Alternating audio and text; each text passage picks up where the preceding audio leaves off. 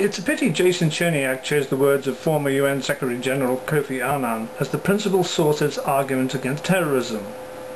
The sentences may be eloquent and clear, and Jason has used them well to build a convincing argument that terrorism is, and I quote, "without doubt, any act that is intended to harm civilians."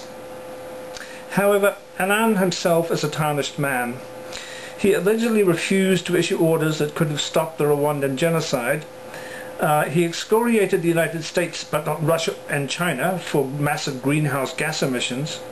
He officially dismissed allegations of sexual harassment against the UN chief, only to be found wrong by a committee of inquiry. There's more, but my point is obvious. Annan was a flawed Secretary-General whose thinking was often confused and shallow. His statement on terrorism is no different, and he's led Mr. Cherniak down the same path. The language does need changing, and we do need to use it differently when we refer to terrorists. As I have said time and time again, there is a huge difference between the liberation fighters like Nelson Mandela, Mahatma Begin, yes, and even the IRA, and compare them with Israeli snipers who kill Hamas and Fatah suspects at will.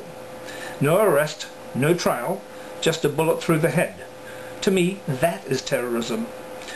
And I'll use the phrase Mr. Cherniak repudiates: it is state-sponsored terrorism, because the Israeli government has ordered these killings. So what about the suicide bomber? Mr. Cherniak neatly sidesteps the absolutely vital question of why? What possesses a young man or woman to blow themselves up along with civilians? I guess Jason hasn't lived in what have been called the prison camps of the occupied territories in Gaza. I have. They are the height of human degradation, reeking of sewage and despair. Blockades, walls, tanks, humiliation, oppression.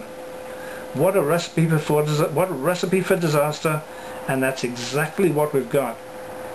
And the Palestinians keep striking back, not as terrorists, but as fighters for their freedom.